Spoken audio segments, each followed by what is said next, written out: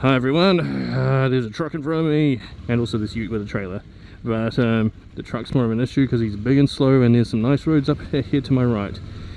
Nice one, good one mate.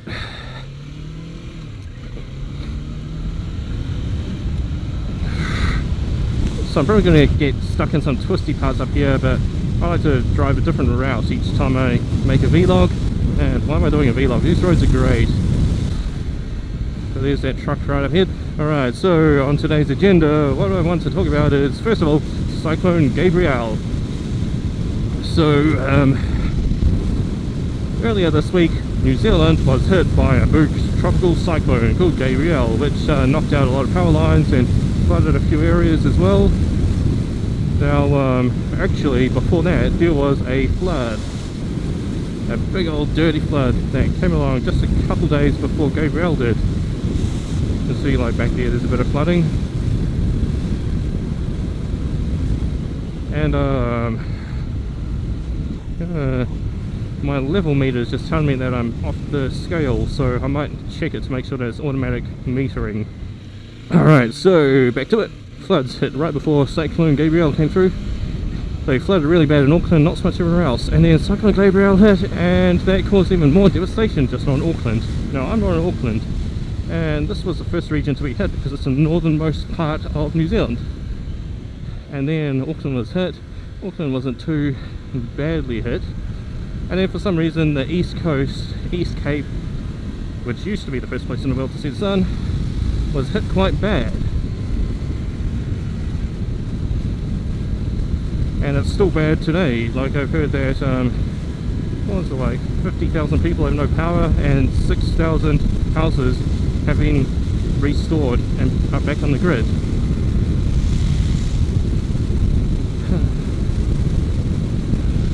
So a funny thing happened, like right after Gabriel hit, I was out there fixing all the debris around the property, helping out my parents' place, and a few big trees fell down, and I was out there with the handsaw because I don't know where my dad put the chainsaw.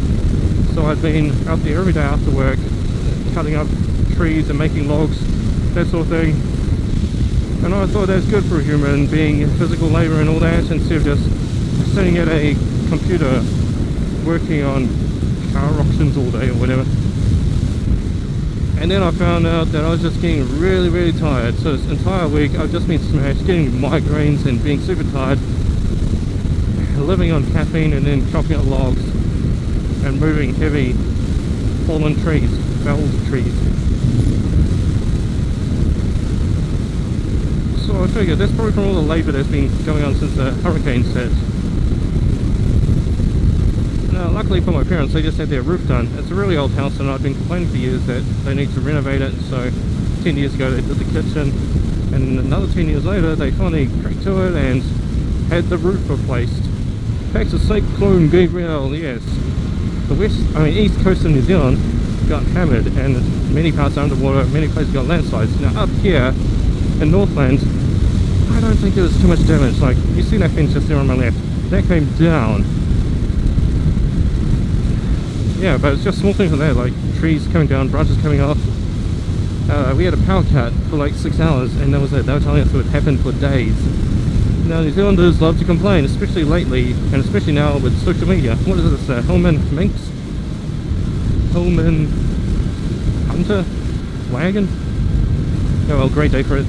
So anyway, like, people have been complaining non-stop about it. Like, I mean, fair enough, the first flood, like, nothing had been done. We weren't even notified. It was just like, there's going to be rain coming this day, pack an umbrella. And then many places start to flood. So anyway, like, people were complaining that the state of emergency was too slow. And then this time, the state of emergency was announced, but everyone's like, no, that's just because they were too slow to announce it last time, so it's better to be safe than sorry. And then we all found out that we were locking ourselves in our houses, trying to hold the doors in place and trying not to get everything destroyed. Now, my secret car came out unscathed, but my daily driver, the inside got flooded. So that's what happened. Like, the state of emergency was called, people didn't care, and a big storm hit. Now for me, actually the biggest thing for me was that all the cell phone towers went down, which is really shitty for a nationwide infrastructure, or maybe just a regional one. So basically we had a power cut for 6 hours, and then like 3 days after that we just had no internet and no cell phone coverage or anything. We just were disconnected from the outside world. We couldn't even make landline calls because they had ripped up all the old copper cables under the ground.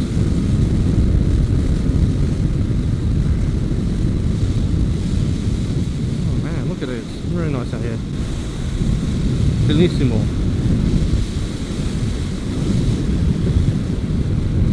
So we were cut off, and it just made everything more difficult because I was trying to buy a rare set of wheels, which apparently were the wrong PCD. The fault on the seller's behalf. Look at all that flooding. There used to be a river, now look at it, it's like a lake. And this is like almost a week after the cyclone's gone, so... Full road. I swear I know that name, maybe I could write that on the way back. So anyway, that's what happened to Cyclone Gabriel.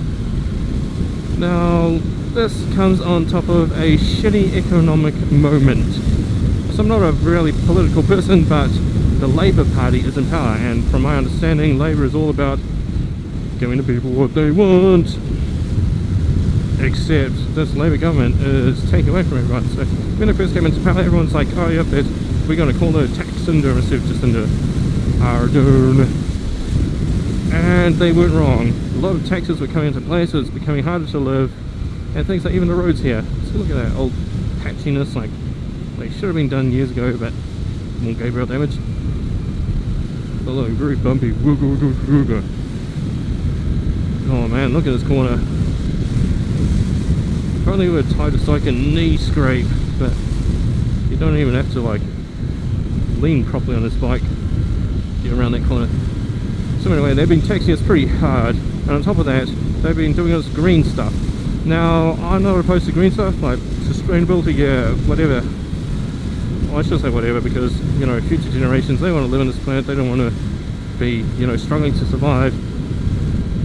Even though they will be in harsh competition for jobs, seeing as computers are taking many roles and the population is just exploding. Soon to hit 8 billion people in the world. So anyway, back here in New Zealand, like, the government came along and started imposing on these green things. So last time I ranted, geez, this would have been about like a year ago, about the green tax, which means that we can't import cars anymore without paying a hefty fee on top of the price. And then they introduced other things similar to that, like animals' rights, whatever. So things like groceries have been going up.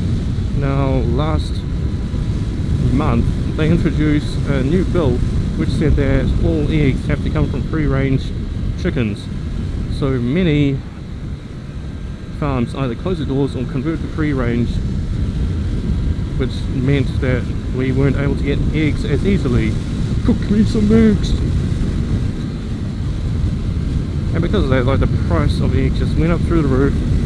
Demand went up as well because people are idiots, they like panic buying. Even in Gabriel they started panic buying. So no toilet paper anymore, no meat either. And the supply goes down. So it's very difficult to get eggs. Like, that's one example of something that's stung the nation recently. Now on top of this, they keep increasing minimum wage. Now if you're 16, young person just starting work, that sounds brilliant. For everyone else, that's pretty much a terrible way of controlling inflation, because you can't lower the minimum wage, otherwise that seems inhumane. And when you increase it, that sets a new bar for, I forgot the word for it, utilities, like essential goods, especially since, well, everyone mentions this, but this is just part of the problem, especially since all the markup from the wage increases gets passed on to consumers by the supermarkets and by other providers of other essential utilities.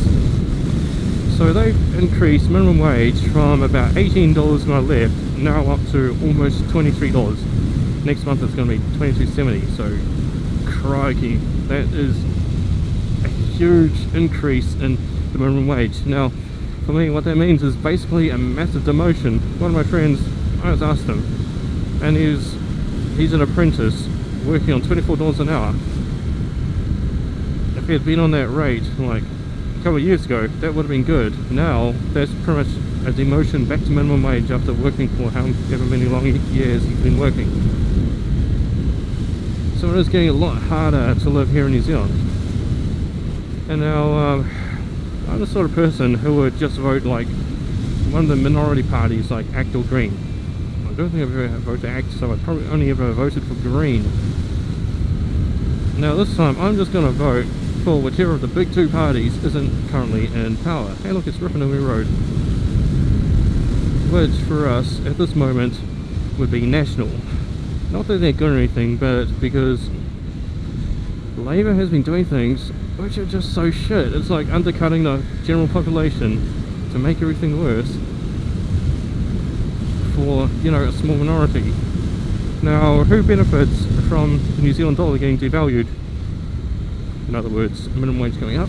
Now, that would be the exporters.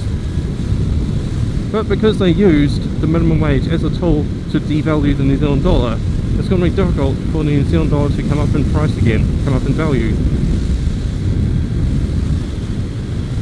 So that's a pretty shit thing that they're doing at the moment, especially like they're coming out of power and they've done something like cut the supply of eggs by 2/3. And this is in the middle of an economic recession. So how shit can that be? The only thing I'm hoping for, now I'm no economist, but what I'm hoping for is that they're looking further ahead, doing it for the greater good, to speak.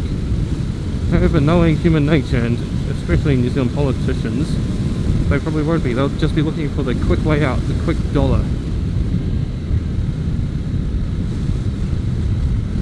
Oh, well, there's enough of politics for now.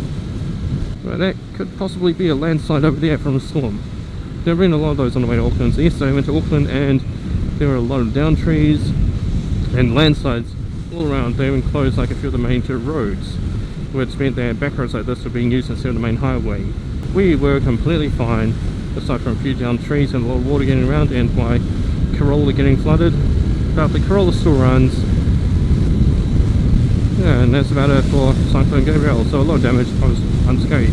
Now if anyone did want to donate, you could look at places like the New Zealand Red Cross. I'm already a monthly donator, but I am no way endorsed by the Red Cross to say anything like what I just said. So that's it for this bi-yearly vlog. Don't really have much to say, especially in the past like few months, aside from government bashing. Such a terrible government we've got at the moment. Tisk tisk. Somebody freaked out.